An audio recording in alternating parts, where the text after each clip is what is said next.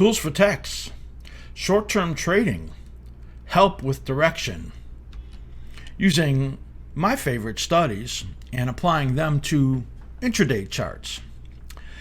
So we're still focusing a bit here on shorter term traders because we've had some requests around that, and many people that watch our videos are intraday traders, day traders, scalpers. So like to make sure that we bring enough important videos so that we can improve our trading based on certain aspects of it that I think are unbelievably important. And that's one of the keys, which is improving your directional analysis. In other words, how you bias your trades, both in direction and in size. One of the big issues is that traders tend to trade each market pretty much the same. A lot of traders want to trade both sides of the market, so they'll look at really short-term charts, and maybe in time frames of 3 or 5 minutes, and then when they're overbought, they sell them. When they're oversold, they buy them, and back and forth, and what they do is end up chopping themselves up a lot. They have some good winners and good losers, but then all of a sudden a loser gets away and the losses are bigger than the winners, and the batting average is way off, and it's really hard to get to profitability in that case. So it's important to be able to decide how you're going to bias your positions, and that means having a sense for the basic trend that we're looking at. Now, if I'm a swing trader or an investor, I could be looking at monthly or weekly charts for my basic trends. But when you're an intraday trader or day trader, you're looking probably at maybe 1 or 2 hour charts is the longest charts that you're looking at. And some people that are scalpers may be looking at nothing longer than 15 or 30 minutes. So it really depends, and it's really important that your style matches your method. So that would mean that if you're somebody that is a scalper that's in and out of trades, that you're not looking at hourly charts. You're not looking at daily charts. So you'd be looking at maybe hourly charts the longest, and maybe 30-minute charts. If you're a person that is a swing trader and you're looking at 5-minute charts, you're never going to hold a trade because you're going to get so many short-term signals that you're going to be taken out of trade. So you got to make sure that there's a good fit there, and that noise in the market isn't taking you out of trades, and that the shortest term charts you're looking at are used for entry and exit, but you choose your entry and exits based on longer time frames, because that's where you're going to get your directional information out of it. Means to get your batting average up, you're going to be looking for riding the bigger impulses. So we're going to look at a variation of charts I've shown before, just one chart actually, using my favorite study pair, and one more we're going to add to that. And we're going to test it on a bunch of symbols.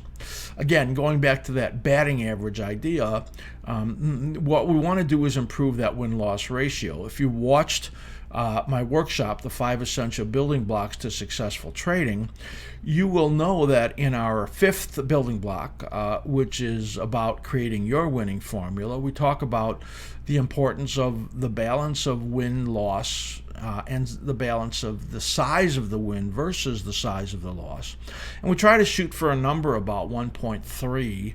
In other words, you have 1.3 times more winning trades than you do losing trades, and you have your winning trades are 1.3 times larger on average than your losing trades are. And if you can get to that 1.3 number, this is like being a banker. I mean, basically, or the house in a gambling institution, because you've got the numbers working for you. So that means that you just when you figure out how to get to that kind of level, then you're going to just simply increase your size as you get better at it and more consistent at it, and you get bigger profits. You just have to maintain those ratios, and that's the challenge. And the answer to that is about understanding the market impulses and directions so that you can vary your size in the direction of the momentum, and you can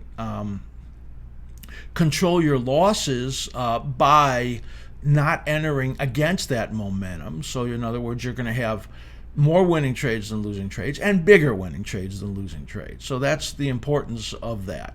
And to do it, you need proper identification of the momentum direction, and like I said, you need to be in the right time frames for yourself. So I'm going to assume that nobody who's an active trader in the market that probably doesn't carry positions overnight is going to look at anything longer than a 1 hour chart. Now, I do this also on 2 hour charts, but we're going to stay in the 1 hour chart. Now, a scalper might be able to use a 30-minute chart that looks something like this. We're going to put up a basic chart of Apple to start, and then I'm going to build onto it so that you could see what the studies are that I'm going to use. And that's going to be the chart that you build that I think is going to be very helpful to you in this design that we're going to do right now. So here is Apple. What we have here is a 90-day 1 hour chart. That's a lot of information, but I wanted to be able to capture specific areas of the chart to look at, essentially from the point it peaked over here to the point it bottomed over here, and then to the point it peaked over there. So we're going to focus on those periods right there. So you could see these were both trending markets. One was a declining trend and one was a rising trend. Now, the question is, okay, that's hindsight. How do you really know when the trend is in force and when you're going to bias your trades in that particular direction? So we're going to put on my two favorite studies that I've shown you quite a number of times, and we're going to add one more in here so that you can get a sense for the confirmation of trend continuing. So the first thing we're going to add in here, first thing we're going to do is go to Edit Studies right in here.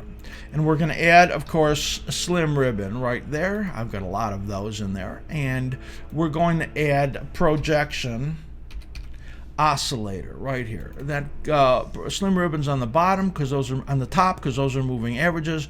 Projection oscillator is in the bottom, well, because it's an oscillator. And we're going to apply that. And now you could see all of a sudden there is something visible in here when you're looking at these trends. And that is, you can really get a sense for when this trend is in force. So let's take a look, and you can see that there is a downward arrow right over here. And while it was rolling over, you'll notice that little head and shoulders, and there was a lot of chop going on. There's a little construction going on. You might be able to hear a hum in the background, so I'm sorry for that. So let's take a look here also at when this turned down. You could see the slim ribbon continued on the downside. When it neutralizes and gets close and choppy there, well, you don't really have a trade, and there are periods where it neutralizes, you see, and then gives you the signals back. And then as soon as you get clear away from the moving average, you know that the trend has resumed. So you can see in here that you get a good idea for trend coming down right in here being negative. And there would be when you're in this condition, all your trades would be on the short side. And your biggest trades would be on the short side. When you're in the rising condition, well, it's the opposite. All of your trades would be on the long side, and your bigger trades would be on the long side. Now, I'm going to add one more study in here for confirmation. Not a lot of people use this, but essentially, I think it's valuable because it's a confirmation. So I'm going to edit studies, and I'm going to go to high, low. So I typed in high, and you could see daily, high, low. You could just type in daily, high, low, as you see right there, and I'm going to click on that. So I'm going to edit this also. I'm going to go into this little wheel, and I want you to make sure that you could see it's set to day. So what that does is it takes the daily high and low from the previous day and then projects it on the current day. And now what I'm going to do is I just actually want to edit that a little more to make it more clear. So you can see it's set on a width of 1. I'm just going to make it 3. And I'm going to go to daily low, and I'm going to make that 3 also to make it wider, to easier to see. And I'm going to say OK. And I'm going to say OK to this. Now all of a sudden you see something has changed.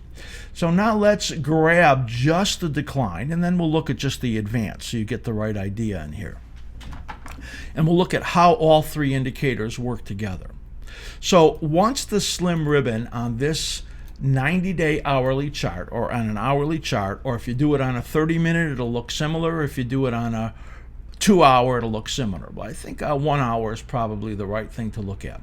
Here is where the slim ribbon goes negative. In other words, your momentum is negative. When you're in that condition, you would expect that if the momentum is correct, it will take out the previous day low more often than it will take out the previous day high. As a matter of fact, it may be difficult to get to the high because you can see the high is above the slim ribbon there, which is often a resistance. The slim ribbon, the middle of it, that dark blue line, is the 13-hour moving average. And that is very often a resistance level. Now you could see in here where it went neutral and started to just, basically give you a bear flag right in here. It never gave you a positive reading, number one. Number two, it used that previous day's high right over there, you can see, as a resistance level. So it tried to get through that. In other words, this is the previous day's high right over here, and this is where it stalled right over there, and then resumed on the downside and continued down. Now, there's a couple more things that I want you to see in here. First of all, remember that the confirmations are that you're taking out the previous day's lows.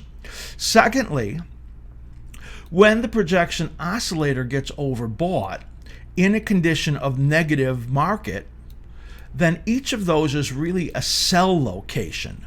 So that would be right, well, that was before the down arrow, so that doesn't really count. So that would be this little rally right over here. It would be this little rally right over here. Boy, that's not much of a rally. That little rally right over there, here was where we were neutral. Then here you got a negative again. You sell it right there on that pop. Bam, breaks the day's low. You sell it right here on that, and it comes down. It actually took a little bit time, but continued breaking the low. So you can see in there is just a ton of information in here. And through this entire decline, were you to be scalping Apple on the downside, you would have been paid handsomely. And it was telling you. It was telling you because it was breaking the day's lows. It was telling you because the slim ribbon was negative. And it was telling you because all of these failures were coming at the slim ribbon at an overbought condition in the projection oscillator. This thing screams at you and says that your biggest trades, you're going to be much more aggressive on the short side during this period. So now let's look at Apple on the long side right over here, and let's look at similar messages, however opposite. You can see right in here, there's great information. You can see that here's where the slim ribbon turns positive. There's a strong likelihood that it's going to take out the day's highs each time.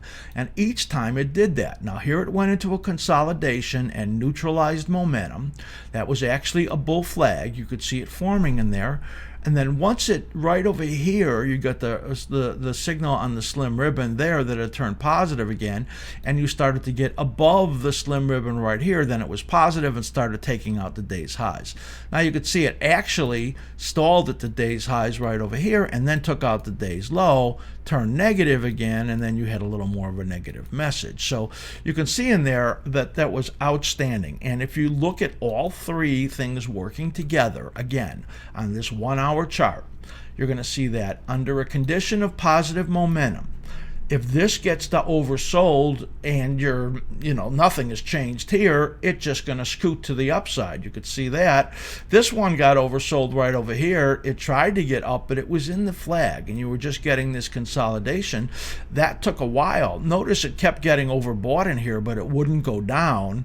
right? And then right over here it turned positive. Here it gets oversold, and then you get a little more of a pop right in there. So this was a much better period right there than it was right over here. Still, you didn't get into any trouble. And then once you got into negative momentum over here, then you're done. All right. The only thing you're going to do is sell when you get overbought. And there you get a clear look at how this is just absolutely great. Just one chart helping you decide your directional bias, your size bias, all in this one chart. I think it's incredible.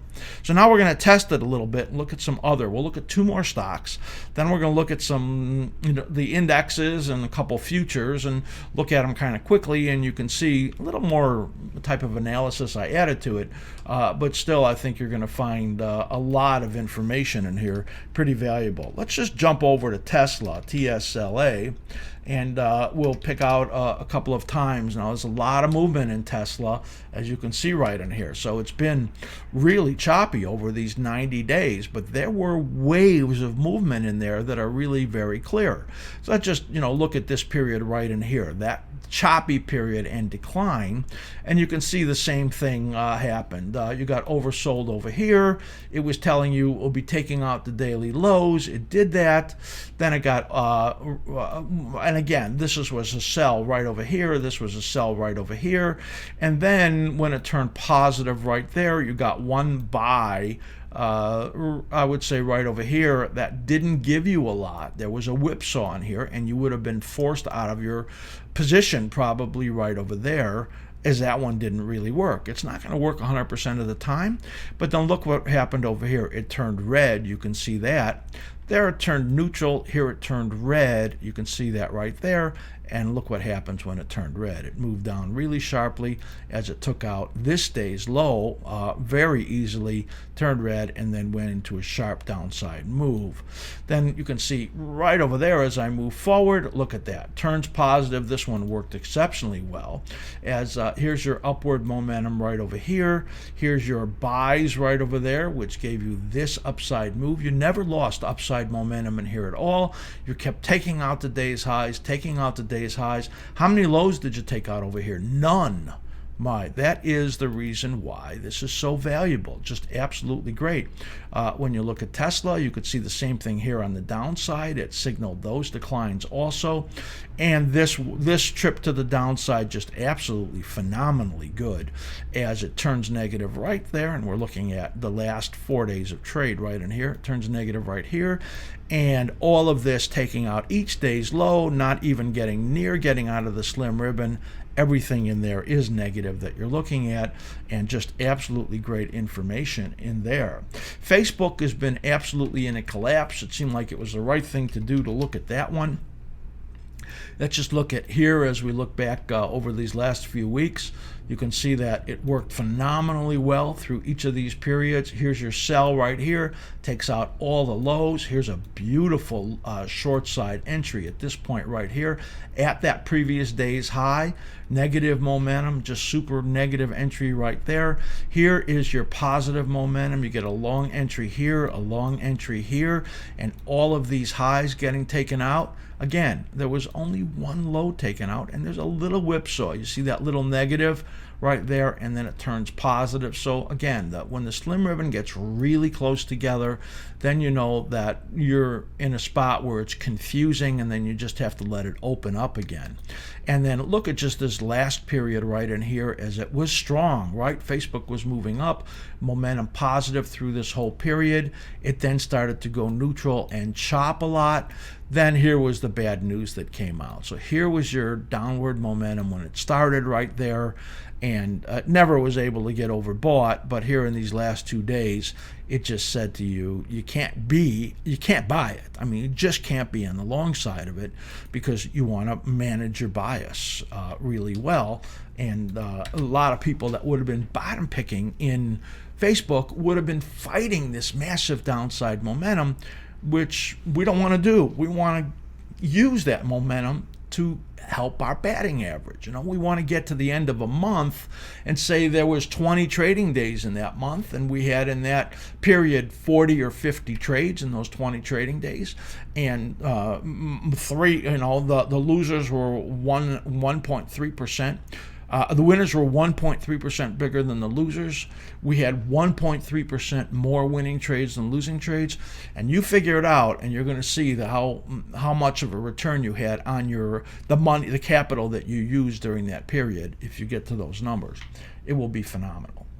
So now let's take a look here at. By the way, the other side of that is if your trades are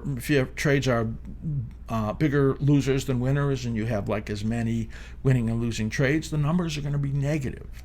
The commissions are going to hurt you, and overall you're going to be struggling and losing money and not have confidence in what you're doing. So that's how important this is. I really thought this was an important video because of really getting this sense of momentum.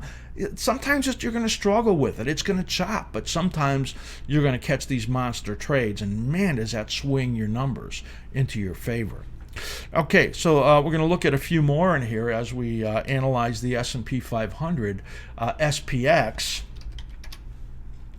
And you'll be able to see that there is some pretty good swings here in these last 90 days. And we're just going to look in here as the market rolled over to this decline. It is really clear what was going on here. As the market was rallying, you were in positive momentum for a long period of time. You keep taking out the day's highs in here. Here's where the momentum is negative. You finally took out the day's low, and look what happened. You accelerate to the downside. You could have never been on the long side if you were looking at this. Never. There was never a reason to be on the long side. Here it actually turned neutral and then turned negative again. You could see as the slim ribbon got tight. And right in here, overbought, sell, all of those worked great. When you look here at this more recent period, you can see everything in here very clear as the momentum screams at you. Here's a negative period right in here. Here's your positive period right in here. Here's your oversolds right there, which say to you you've got some a long bias, very likely. And look what happened here. Negative bias right over here. And sell, and sell, all three of those as you get declining markets right in here. So this is just a great example of how it can work in the indexes. Okay, you're a futures trader. Well, here's the ES. You can see the same thing. It looks the same thing on the ES. I do not have 24-hour trading in here. It's going to skew it because there's a lot of things that happen on the 24-hour trading overnight that give you false numbers. If you want to trade 24-hour trading, what you have to do is convert this to a different kind of chart where you're not looking at average bar charts like this, but you're looking at the tick charts, which then change it a bit. It still skews the price. However, it will it will work better as far as the moving averages go. So you'd want to figure out what tick chart works closest to a 1-hour chart for each of the symbols that you're going to do. Every symbol is different in tick charts. Based on what you trade. So you've got to figure that out. NQ.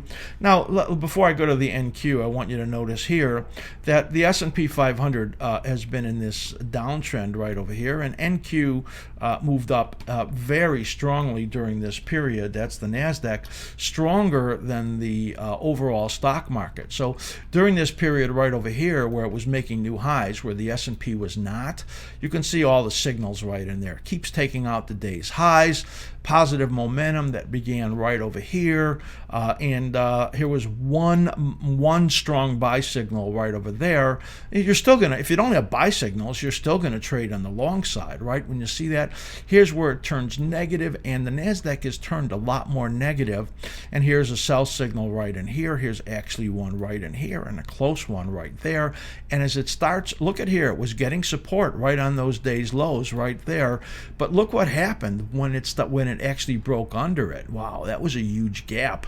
It didn't give you much of an opportunity there, except you would never be on the long side when you're looking at that. So that's a look at the NQ. Let's look at natural gas, because I have a lot of people that trade natural gas that follow our videos. Look at this. Man, oh man, is this incredible?